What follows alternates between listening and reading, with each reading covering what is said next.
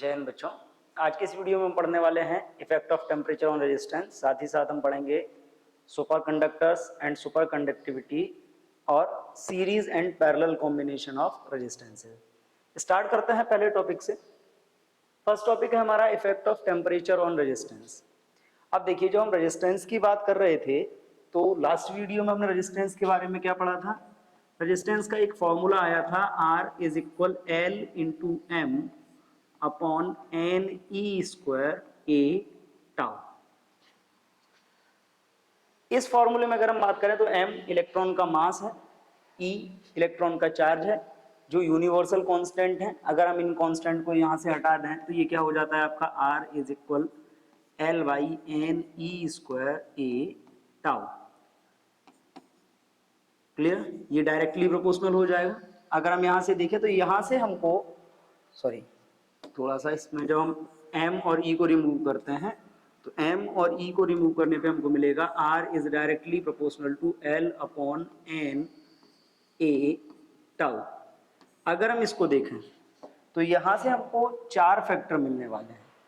वो चार फैक्टर कौन कौन से होंगे? पहला फैक्टर हमको मिलता है resistance is directly proportional to length, resistance is inversely proportional to area, resistance is inversely proportional to the number density of electron and resistance is inversely proportional to the relaxation time of collision. Clear? अगर हम इन factors की बात करें तो इन factors में length और area के effect को हम क्लियरली पढ़ चुके हैं। अब हमें बात करनी है किसकी? नंबर ऑफ इलेक्ट्रॉन और रिलैक्सेशन टाइम की। अगर हम इफेक्ट ऑफ टेम्परेचर की बात करें तो किसी भी कंडक्टर के लिए ये जो नंबर ऑफ इलेक्ट्रॉन है या जिसको हम इलेक्ट्रॉन डेंसिटी बोल रहे हैं, या जो टेम्परेचर टाउ है, टाउ मतलब रिलैक्सेशन टाइम, ये दोनों ही फैक्टर मटेरियल के किस पे डिपेंड करते हैं? टेम्परेचर पे। अलग अलग मटेरियल्स के लिए अलग अलग टाइप से। तो अगर हम मटेरियल्स की बात करें तो हमको मालूम है मटेरियल्स आपके होते हैं थ्री टाइप्स के। मटेरियल थ्री टाइप्स के हैं, तीन कैटेगरीज है मटेरियल की। फर्स्ट कैटेगरी है आपकी कंडक्टर, सेकेंड कैटेगरी है आपकी इंसुलेटर और थर्ड कैटेगरी है आपकी सेमीकंडक्टर। क्लियर? अगर हम इन तीनों की बात करें तो तीनों ही कैटेगरीज में हम अलग अलग समझते हैं कि टेम्परेचर का इफेक्ट क्या रहेगा। पहले हम स्टार्ट करते हैं कंडक्टर से। अब देखिए, अगर कंडक्टर की बात करी जाए तो every conductor always have free electrons. Conductor के अंदर हमेशा फ्री इलेक्ट्रॉन होते हैं, और जब कंडक्टर के अंदर हमेशा फ्री इलेक्ट्रॉन होते हैं दैट मीन्स अगर हम बात करें फॉर कंडक्टर, कंडक्टर के लिए अगर हम बात करते हैं तो ये जो आपका है n मतलब नंबर डेंसिटी, ये आपका टेम्परेचर पर डिपेंड नहीं करता। That means every conductor have some free electrons inside it at room temperature. तो टेम्परेचर अगर हम इंक्रीज करते हैं तो नंबर डेंसिटी ऑफ कंडक्टर में कोई खासा चेंज नहीं आता, तो हम ये कह सकते हैं कि नंबर डेंसिटी जो होती है वो टेम्परेचर पर डिपेंड नहीं करती।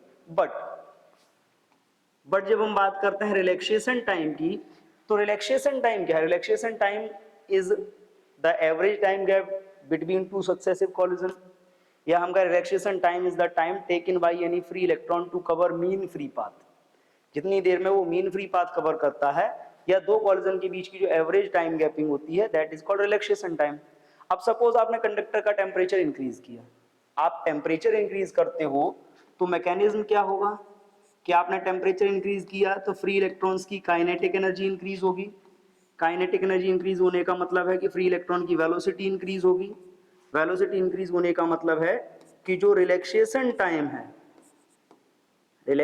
टाइम है वो आपका कैसा हो जाएगा? वो आपका डिक्रीज हो जाएगा। वेलोसिटी इंक्रीज हो जाएगी तो इलेक्ट्रॉन्स का जो कॉलिजन है वो कैसा होगा? फास्ट होने लगेगा, और जब कॉलिजन फास्ट होगा तो रिलैक्सेशन टाइम डिक्रीज हो जाएगा। जब रिलैक्सेशन टाइम डिक्रीज हो जाएगा तो ओवरऑल यहां से जो रिलेशन निकल के आता है कि relaxation time is inversely proportional to the temperature of conductor. किसी भी कंडक्टर का जो रिलैक्सेशन टाइम है इलेक्ट्रॉन्स का कंडक्टर के लिए, वो टेम्परेचर के इनवर्सली प्रोपोर्शनल होता है। और जब ये टेम्परेचर के इनवर्सली प्रोपोर्शनल होगा, दैट इज अगर हम बात करें तो हमने ये भी पढ़ा है कि जो आपका रेजिस्टेंस है, रेजिस्टेंस इज इनवर्सली प्रोपोर्शनल होता है रिलैक्सेशन टाइम के।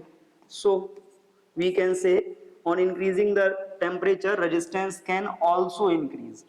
अब यहां पर देखिए, चाहे आप टेम्परेचर के साथ रिलैक्सेशन का टाइम का रिलेशन देखें तो भी वो इन्वर्सली प्रोपोर्शनल है, आप रेजिस्टेंस के साथ देखते हैं रिलैक्सेशन टाइम का तो भी वो इन्वर्सली प्रोपोर्शनल है।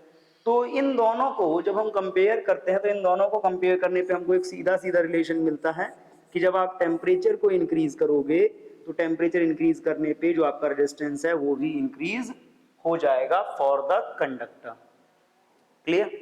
अब हम बात करते हैं इंसुलेटर की। इंसुलेटर की बात करते हैं।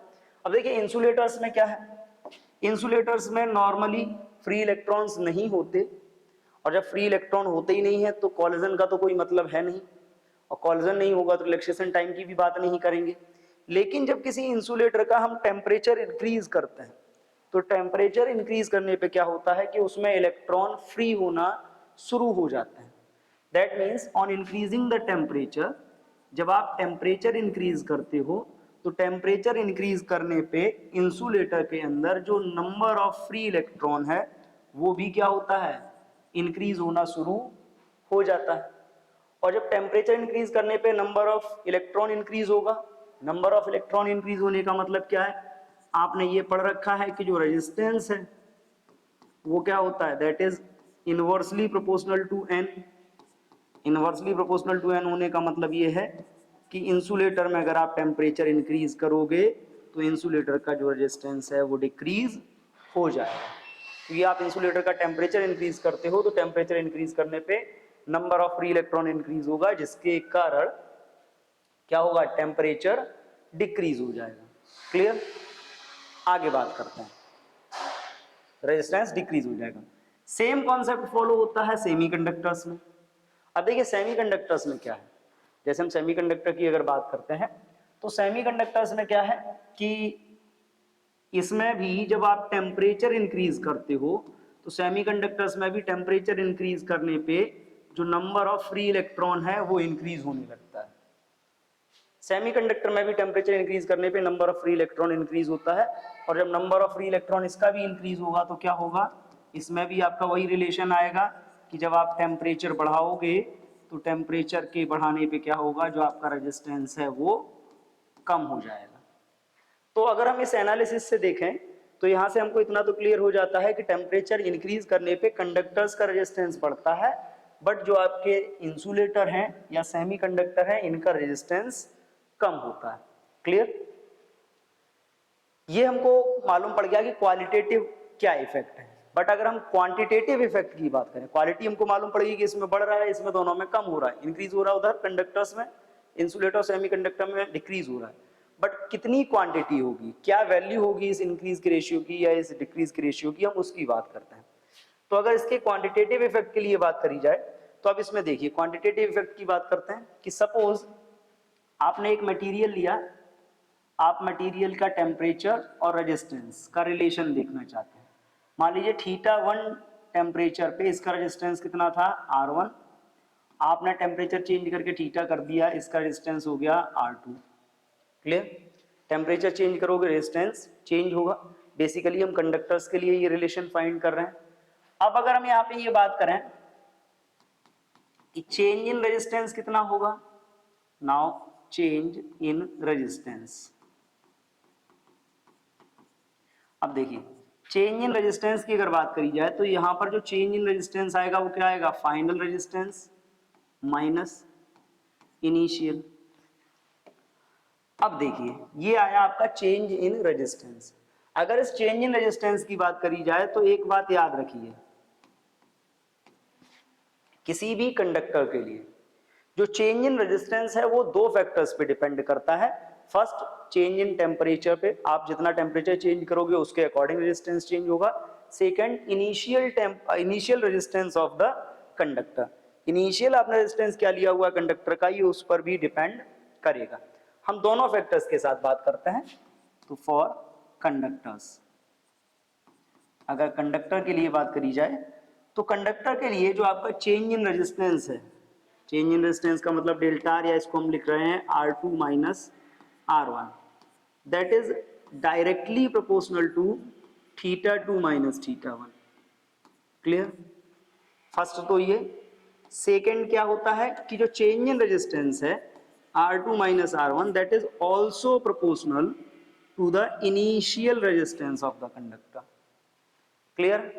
तो ये दो फैक्टर्स पे डिपेंड करता है। अगर हम इन दोनों फैक्टर्स को मर्ज कर लें, दोनों फैक्टर्स को जब हम मर्ज करते हैं तो दोनों को मर्ज करने पे क्या आता है, R2 minus R1 is directly proportional R1 into θ2 minus θ1। Clear? अब देखिए इस इक्वेशन में प्रोपोर्शनलिटी साइन आ रहा है, इस प्रोपोर्शनलिटी साइन को अगर हम रिमूव करेंगे तो इक्वल के साथ एक कांस्टेंट ऐड होना चाहिए।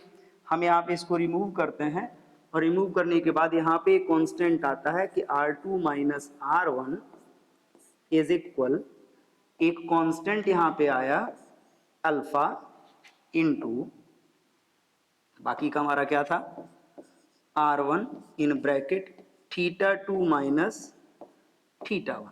क्लियर? ये आ गया effect of temperature on resistance. अब अगर हम इसकी बात करें, इसको अगर हम चाहें तो हम इसको सॉल्व करते हैं। यहां से हम अल्फा की वैल्यू फाइंड करते हैं, अल्फा कांस्टेंट है। अगर हम यहां से अल्फा की वैल्यू फाइंड करते हैं तो देखिए बेटा यहां से अल्फा क्या आने वाला है आपका, ये R1 इंटू θ2 माइनस θ1 मल्टीप्लाई में है, सेकंड साइड जाएगा डिवाइड हो जाएगा, ये आपका हो जाएगा R2 minus R1 upon R1 in bracket θ2 minus θ1। Clear? अब देखिए यहां पे ये आ गया आपका अल्फा। ये अल्फा क्या है, basically alpha is a proportionality constant that is known as temperature gradient of resistance. Resistance का टेम्परेचर ग्रेडियंट है बेसिकली अल्फा। ठीक, सिंपली दो फैक्टर्स पे डिपेंड कर रहा था, चेंज इन टेम्परेचर पे और इनिशियल रेजिस्टेंस पे। हमने प्रोपोर्शनलिटी साइन रिमूव किया, कांस्टेंट आ गया अल्फा, इसी अल्फा की हमने वैल्यू फाइंड करी है, आई है R2 minus R1 upon R1 in bracket θ2 minus θ1। It is called the temperature gradient of resistance. अगर हम इस टेम्परेचर ग्रेडियंट ऑफ रेजिस्टेंस की बात करें तो देखो इसकी यूनिट क्या होगी। जब आप इसकी यूनिट की बात करते हो तो देखो अगर यूनिट आप फाइंड करना चाह रहे हो तो देखिए क्या होगी यूनिट, रेजिस्टेंस से रेजिस्टेंस की यूनिट कैंसिल हो जाएगी, इसकी यूनिट होगी डिग्री सेल्सियस इनवर्स, या जिसको हम बोलते हैं पर डिग्री सेल्सियस। क्लियर? ये आ गया आपका effect of temperature on resistance. अगर हम चाहें तो हम इस इक्वेशन से फाइनल रेजिस्टेंस की वैल्यू भी फाइंड कर सकते हैं। अगर किसी कंडक्टर का टेम्परेचर आप चेंज करते हो, इनिशियल टेम्परेचर, इनिशियल रेजिस्टेंस आपको मालूम है और फाइनल टेम्परेचर आपको मालूम है, then what is the final resistance of that conductor, आप वो भी इस फॉर्मूले से फाइंड कर सकते हो। कैसे फाइंड कर सकते हैं, देखिए अगर हम इसको देखें, R1 को आप सेकंड साइड ले जाइए तो आपको क्या मिलेगा, R2 is equal R1 positive हो जाएगा plus alpha into R1 in bracket θ2 minus θ1। आप इसको सॉल्व करोगे तो ये क्या हो जाएगा, R2, R1 आप कॉमन ले लीजिए, it becomes 1 plus alpha, R1 common आ चुका है, θ2 माइनस θ1 को आप ये भी लिख सकते हो 1 plus alpha and it can be written as delta theta also. Clear? तो ये आ गया आपका फाइनल रेजिस्टेंस। अब एक बात समझ लीजिए कि अगर किसी मटेरियल के लिए अल्फा की वैल्यू पॉजिटिव आती है तो टेम्परेचर इंक्रीज करने पे उसका रेजिस्टेंस इंक्रीज होगा, और अगर किसी मटेरियल के लिए अल्फा की वैल्यू निगेटिव आती है दैट मीन्स सिंपली कि टेम्परेचर इंक्रीज करने पे उसका रेजिस्टेंस जो होगा वो डिक्रीज हो जाएगा। क्लियर? अब अगर हम बात करें तो ये सिंपल सा एक रिलेशन आया है इफेक्ट ऑफ टेम्परेचर का रेजिस्टेंस पे, जिससे हमने क्या फाइंड किया है, टेम्परेचर का कोफिशिएंट फाइंड कर लिया रेजिस्टेंस के लिए, हमने फाइनल रेजिस्टेंस की वैल्यू फाइंड कर ली। अब हम चाहें तो हम इसी को यूज करके कुछ न्यूमेरिकल सॉल्व करेंगे। चलते हैं आगे न्यूमेरिकल्स की तरफ। हमारा the resistance of a filament is 100 ohm at 100 degree Celsius and 200 ohm at 400 degree Celsius. Calculate temperature coefficient of resistance of the filament. अब सिंपल सी बात समझ लीजिए कि इस क्वेश्चन में जो डिटेल्स हमारे पास हैं वो क्या है, θ1 है, कितना है 100 डिग्री सेल्सियस, और रेजिस्टेंस जो है R1 वो कितना है 100 ओम। थीटा 2 हमारे पास है 400 डिग्री सेल्सियस, रेजिस्टेंस कितना है 200 ओम। फाइंड आउट करना है हमको अल्फा। तो अब देखो बहुत इजी है सॉल्यूशन इसका। अगर आप अल्फा फाइंड करते हो तो आपने फॉर्मूला क्या पढ़ा है, alpha is equal R2 minus R1 upon R1 in bracket theta 2 minus theta 1। Clear? करिए सॉल्व इसको। आप जब अब इसको सॉल्व करोगे तो ये आपका क्या आएगा, अल्फा इज इक्वल R2 कितना है 200 माइनस 100 अपॉन 100 इन ब्रैकेट थीटा कितना है 400 माइनस 100। सॉल्व करेंगे तो ये आएगा आपका अल्फा इज इक्वल 100 अपॉन ये 100 था, ब्रैकेट वाला पार्ट आएगा 300, इससे ये कैंसिल। क्लियर? तो ये आ गया आपका अल्फा की जो वैल्यू आ रही है इससे, वो आ रही है आपकी 1/300, और 1/300 को चाहो तो आप ये भी लिख सकते हो 0.33 into 10 to the power minus 2, क्योंकि 1/3 into 10 to the power minus 2 हो जाएगा, जिसको हम 0.33 into 10 to the power minus 2 degree Celsius inverse भी लिख सकते हैं। तो सिंपली जो फॉर्मूला हमारे पास था टेम्परेचर कोफिशिएंट का, वो फॉर्मूला हमने इसमें यूज किया, उस फॉर्मूले को यूज करके हमने वैल्यू इसकी फाइंड कर ली। फॉर्मूला था alpha is equal R2 minus R1 upon R1 in bracket theta 2 minus theta 1। Clear? Move करते हैं नेक्स्ट क्वेश्चन पे। Next question is the resistance of a platinum resistance thermometer at 0 degree Celsius is 3 Om.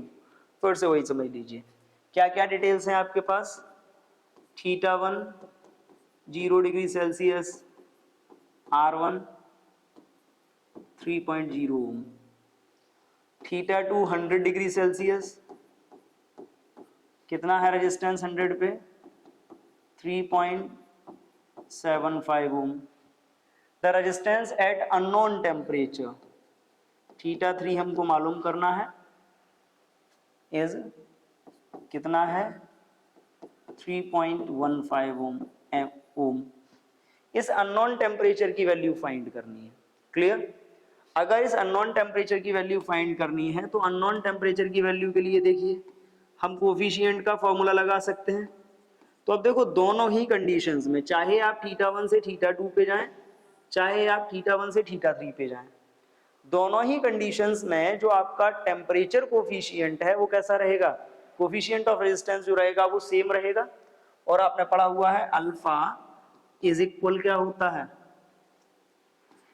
R2 minus R1, या simply हम बोल सकते हैं ये आपका हो जाएगा R2 minus R1 upon R1 in bracket theta 2 minus theta 1, that is also equal R3 minus R1 upon R1 in bracket theta 3 minus theta 1।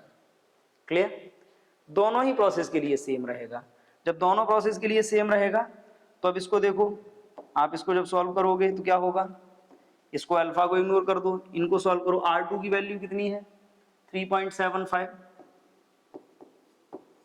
Minus R1 कितना है 3 अपॉन 3, थीटा 2 कितना है 100 माइनस थीटा 1 कितना है 0 इज इक्वल R3 हमको find मालूम है कितना है 3.15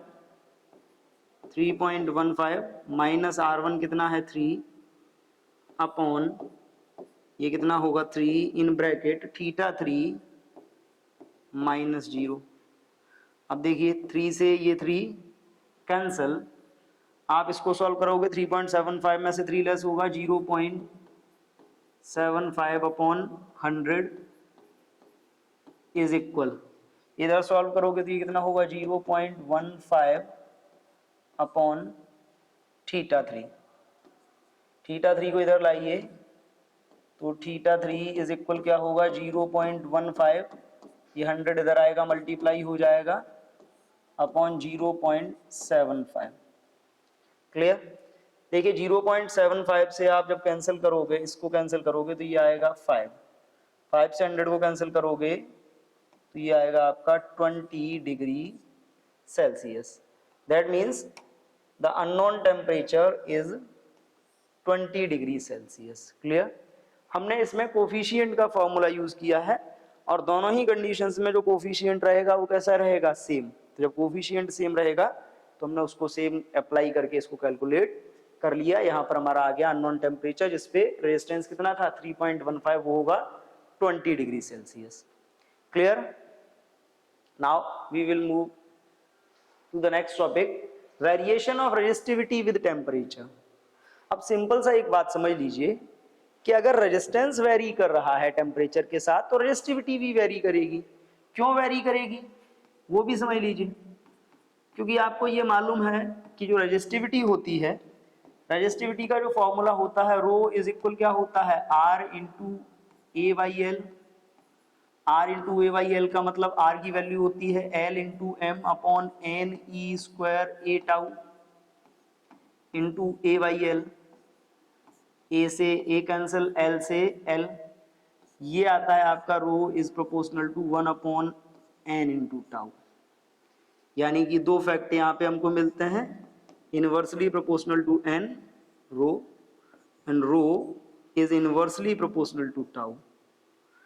तो अगर टेम्परेचर की बात करें तो टेम्परेचर चेंज होने पे टाउ चेंज होता है, और टाउ चेंज होता है तो रो चेंज होता है।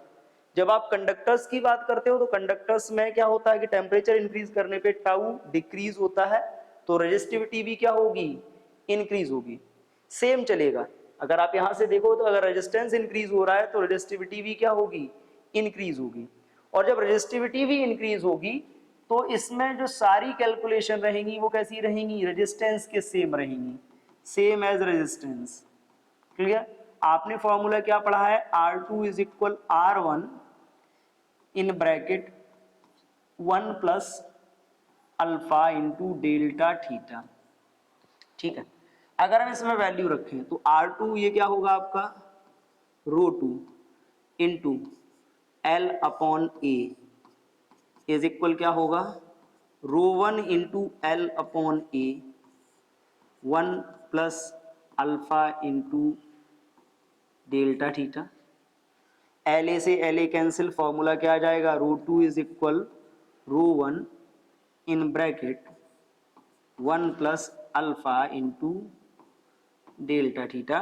This is the effect of temperature on resistivity.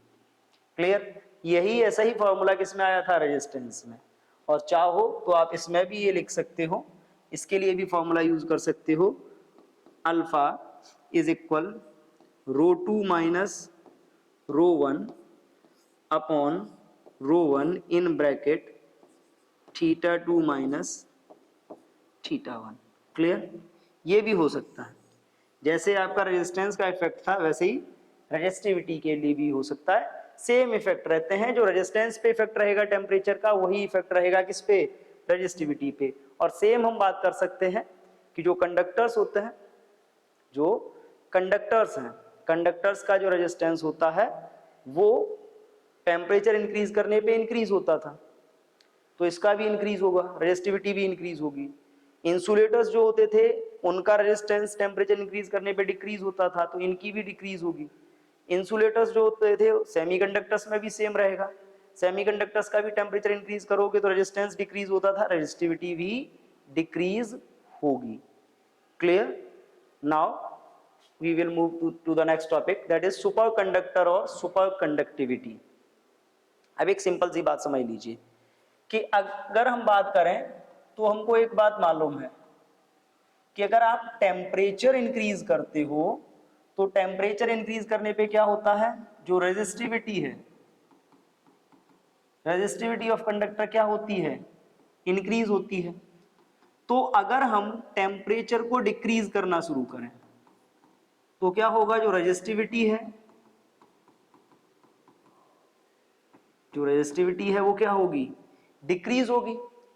और अगर हम टेम्परेचर को डिक्रीज करते जाएं तो रेजिस्टिविटी डिक्रीज होती जाएगी, और डिक्रीज होते होते हो सकता है कि रेजिस्टिविटी की वैल्यू 0 हो जाए। और जब रेजिस्टिविटी की वैल्यू 0 हो जाती है उसी को हम क्या बोलते हैं, super conductivity. The phenomena of complete loss of resistivity of conductor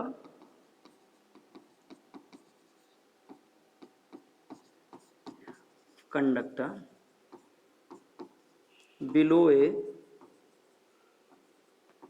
certain temperature in absence of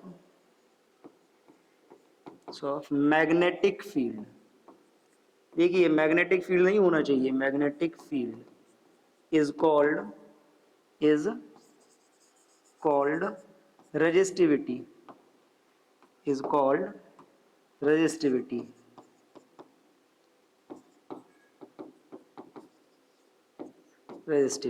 clear? and such conductor is called, resistivity नहीं होगा, is called superconductivity,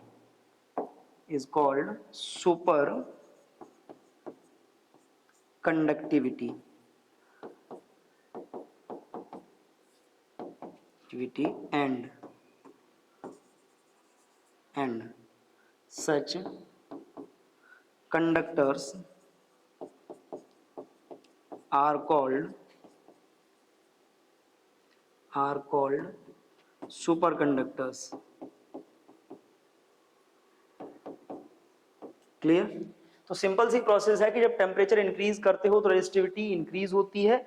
अगर हम रिवर्स वे में इसको देखें तो अगर हम टेम्परेचर डिक्रीज करते जाएं तो रेजिस्टिविटी क्या होगी, डिक्रीज हो जाएगी। और जब रेजिस्टिविटी डिक्रीज होगी तो बिलो ए सर्टेन टेम्परेचर इसकी रेजिस्टिविटी 0 हो जाएगी। That phenomena is called the super conductivity and that conductor is called super conductor, जब उसकी रेजिस्टिविटी कितनी हो जाए, 0। और जिस टेम्परेचर पर ये 0 होता है and such temperature is called critical temperature और transition temperature। ऐसे टेम्परेचर को क्या बोलते हैं, क्रिटिकल टेम्परेचर और ट्रांजिशन टेम्परेचर। क्लियर? तो समझ लीजिए कि जब भी आप किसी कंडक्टर की बात करते हो तो on decreasing the temperature of conductor it's resistivity will decrease and below a certain temperature इसकी रेजिस्टिविटी कितनी हो जाएगी, 0। At that situation the conductor is called super conductor and the phenomena is called super conductivity. और जिस temperature पर ये 0 हो जाएगी उस टेम्परेचर को क्या बोला जाएगा, क्रिटिकल टेम्परेचर और ट्रांजिशन टेम्परेचर। क्लियर? मूव करते हैं नेक्स्ट टॉपिक पे। तो देखिए नेक्स्ट है हमारा सीरीज कॉम्बिनेशन ऑफ रेजिस्टेंस। अब देखिए सीरीज कॉम्बिनेशन बड़ा इजी है कि सपोज आपके पास कई रेजिस्टेंस हैं और आप क्या करते हैं, इस टाइप से रेजिस्टेंसेस को कनेक्ट करते हैं। ये जो कॉम्बिनेशन होता है आपकी रेजिस्टेंसेस का, इस टाइप का R1 R2 R3 1 बाई 1 अगर रेजिस्टेंस इस टाइप से कनेक्ट होते हुए जाते हैं तो ये जो कॉम्बिनेशन होता है, this type of combination of resistance is called series combination. और देखिए सीरीज कॉम्बिनेशन की अगर बात करी जाए तो current in each resistor is same. Current क्या होगा, तीनों का सेम रहेगा, but the potential is different for all. जब सीरीज में आप कनेक्ट करते हो तो जो पोटेंशियल होता है वो कैसा होता है, डिफरेंट। ये बात आपको मालूम है।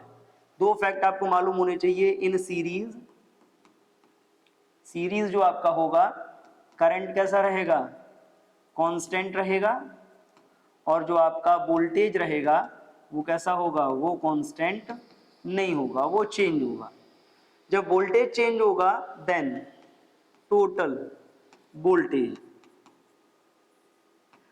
वोल्टेज अगर आप इसकी बात करें सिस्टम का तो टोटल वोल्टेज क्या होगा, V1 plus V2 plus V3।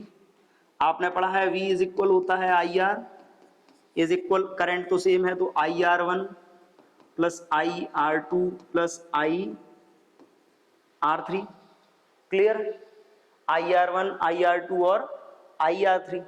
जब I R one, I R two, I R three हो गया, इनमें से अगर आई कॉमन लेके आप कैंसिल कर देते हो, then you will get R is equal R one plus R two plus R three. ये तो 3 की बात है, बट अगर मान लीजिए मोर देन 3 हो तो आप इसको क्या कर सकते हो, n तक कंटिन्यू कर सकते हो।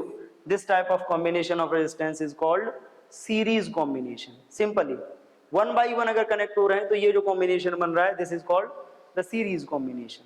क्लियर? सेकंड जो होता है आपका, वो होता है आपका पैरेलल कॉम्बिनेशन। पैरेलल कॉम्बिनेशन में क्या है कि सपोज आपके पास कुछ रजिस्टर्स हैं और आपने उनको इस टाइप से कनेक्ट करके रखा है, R1, R2, R3। क्लियर? आपने इनके फर्स्ट एंड को एक साथ सभी के और सभी के सेकेंड एंड को दूसरे पॉइंट पे एक साथ कनेक्ट करके इनको एक कॉमन बैटरी से इस टाइप से अगर कनेक्ट किया हुआ है, then this type of combination is called parallel combination of resistance. Parallel combination की बेटा जब आप बात करते हो तो पैरेलल कॉम्बिनेशन में वोल्टेज सेम रहता है, बट करंट क्या होगा, तीनों साइड्स में डिस्ट्रीब्यूट हो जाएगा। तो जब आप पैरेलल की बात करते हो तो इन पैरेलल, पैरेलल जो कॉम्बिनेशन आपका बनता है, पैरेलल कॉम्बिनेशन में क्या होता है, जो आपका वोल्टेज रहेगा वो कैसा रहेगा, कांस्टेंट रहेगा, बट जो करंट होगा वो कांस्टेंट नहीं होगा, वो डिस्ट्रीब्यूट होता है। और जब करंट डिस्ट्रीब्यूट होता है, then total current, you will find the total current in circuit. Total current की बात करते हो तो क्या होगा, I is equal I1 plus I2 plus I3। I is equal होता है ओम्स लॉ के according V upon R is equal V upon R1 is equal plus V upon R2 plus V upon R3। आप V common लेके cancel कर लीजिए तो ये रह जाएगा आपका 1 upon R is equal 1 upon R1 plus 1 upon R2 plus 1 upon R3। If more than 3 are used, then up to Rn.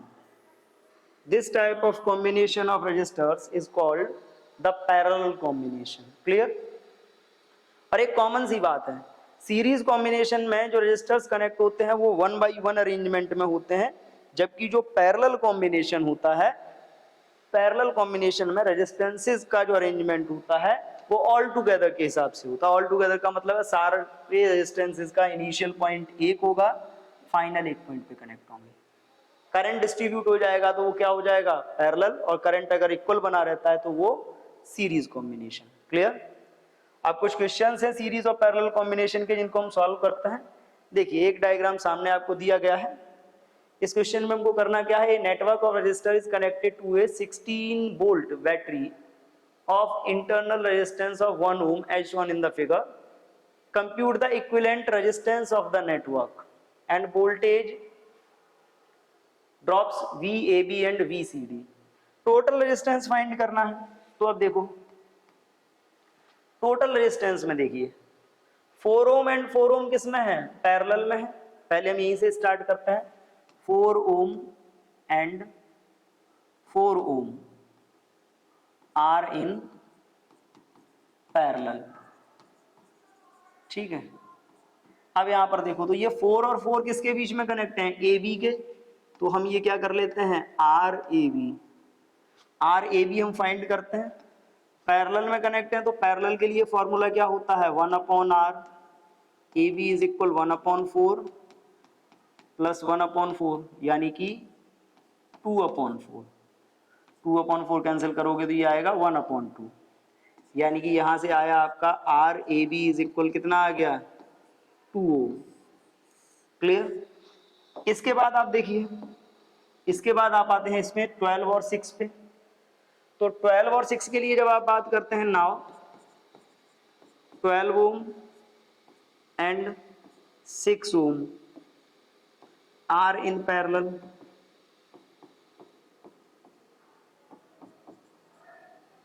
अब देखिए ये दोनों भी अगर पैरेलल में है तो ये दोनों किसके बीच कनेक्ट हैं, सी और डी के बीच।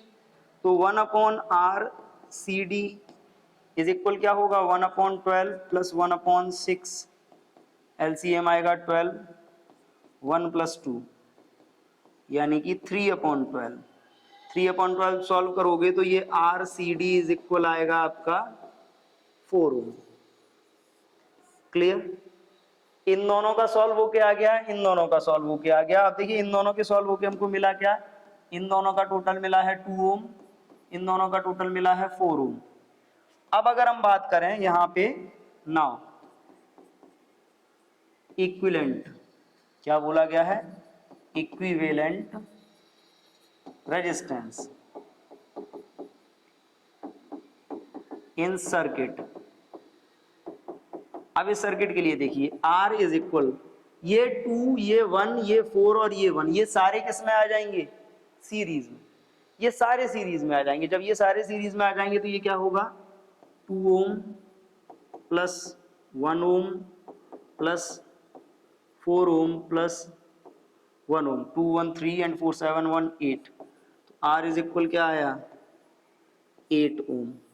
तो फर्स्ट आंसर आपका ये आ गया कि इस सर्किट का जो इक्विवेलेंट रेजिस्टेंस है वो कितना होगा, 8 ओम।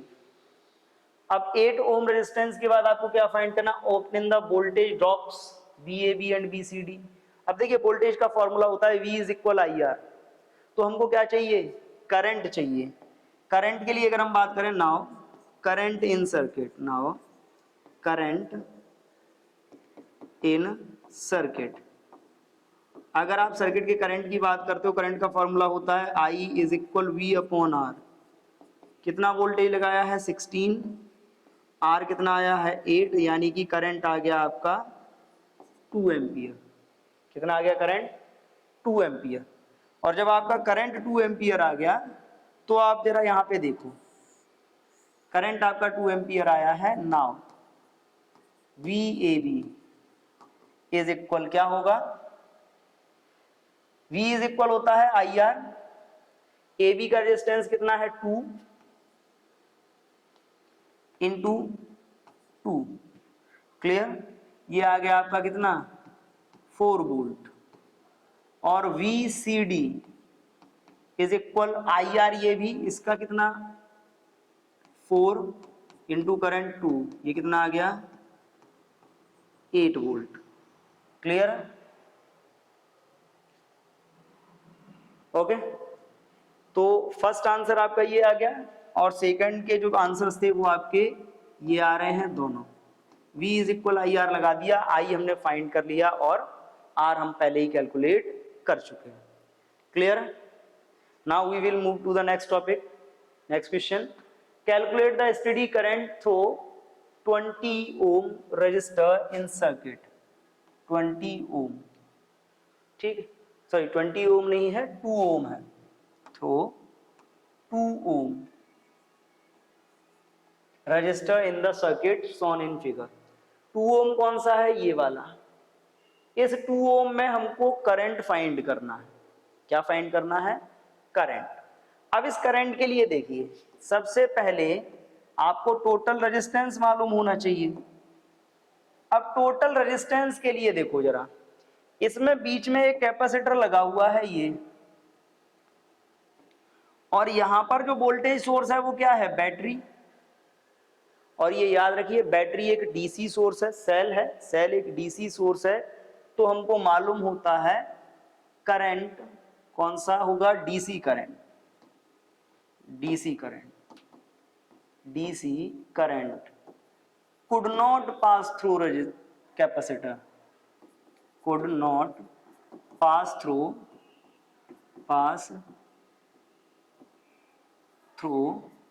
capacitor. So current in 4 ohm is 0, यानी कि इसमें करंट पास नहीं हो सकता, और जब इसमें करंट पास नहीं होगा तो ये सर्किट ब्रेक हो जाएगा, यानी कि 4 ओम वाले रेजिस्टेंस में कोई करंट नहीं होगा। क्लियर। देन ठीक है, अब हम बात करेंगे आगे। अब देखो ए बी के बीच बात करते हैं, रेजिस्टेंस किसके लिए, ए बी के बीच की बात कर रहे हैं, resistance between A and B. A और बी के बीच रेजिस्टेंस जरा देखिए क्या है, R A B is equal 1/2 plus 1/3। 1/2 plus 1/3 की जब आप बात करते हो तो ये कितना हो जाएगा, 1/r A B is equal 6 LCM आएगा 3 + 2।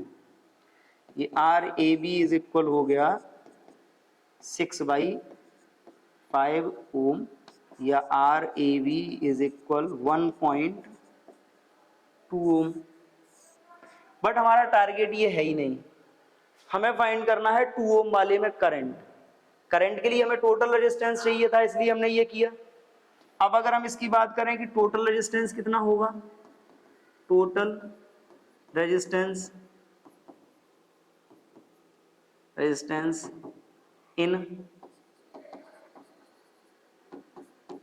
Circuit, total resistance in circuit क्या होगा, आर। ये तो यूजलेस हो गया आपका, ये वाला आपका यूजलेस हो गया ऊपर वाला, ठीक है। अब बचा कितना, ए बी, और ये दोनों सीरीज में है और ये दोनों सीरीज में, तो ये क्या होगा 1.2 प्लस 2.8, क्योंकि आर ए बी कितना आया है 1.2, वो 1.2 इस 2.8 के साथ कैसा है सीरीज में, तो ये हो जाएगा आर इज इक्वल 3 ओम। ठीक, नाउ टोटल करंट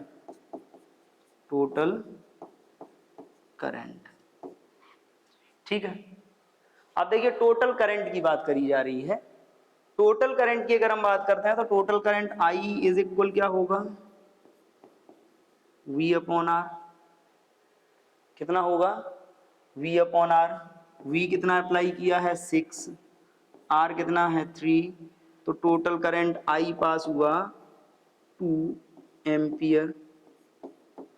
अब देखिए ये जो 2 एम्पियर का करंट है, ये 2 एम्पियर का करंट यहां से चलता हुआ जाएगा और इस पॉइंट पर भी कितना होगा 2 एम्पियर, यहां पे आके करंट डिस्ट्रीब्यूट होगा। तो जब यहां आके करंट डिस्ट्रीब्यूट होगा तो पहले हमको वोल्टेज मालूम होना चाहिए, तब हम करंट की बात करेंगे। तो अगर हम बात करें यहाँ पे करंट के लिए हमको वोल्टेज चाहिए, नाउ VAB इज इक्वल क्या होता है I into RAB। Clear, voltage I into RAB, तो AB का वोल्टेज कितना I आ रहा है 2 एम्पियर और R इन दोनों का कितना आया है 1.2। क्लियर, तो ये आपका हो जाएगा VAB is equal 2.4 volt, 2.4 volt. Clear, लेकिन देखो आंसर अभी भी नहीं आया, ये तो ए और बी के बीच वोल्टेज आ गया।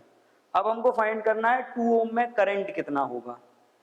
तो अब देखो वोल्टेज आपको मिल गया, वोल्टेज के बाद आप वही बात करते हो, now current in 2 ohm, current in 2 ohm, I is equal क्या होता है V/R। कितना है V 2.4, R कितना है 2, कितना करंट आया इसमें 1.2 एम्पियर। Clear, 1.2 ampere. क्लियर, तो सिंपल सी बात समझ लीजिए, जो फाइनल आंसर आपका आया कि करंट इन 2 ओम रेजिस्टेंस, वो आएगा आपका 2 एम्पियर। बट सोचने में जितना छोटा लग रहा था उतना छोटा ये होगा नहीं। पहले हम टोटल रेजिस्टेंस सर्किट का फाइंड करेंगे, फिर total current in the circuit, then we will find the potential difference for this section AB, और AB का जो पोटेंशियल आएगा उसी से हम उसी से हम 2 ओम का करंट फाइंड करेंगे। क्लियर, आज के लिए इतना ही, इसके आगे हम डिस्कस करेंगे नेक्स्ट वीडियो में। Thank you.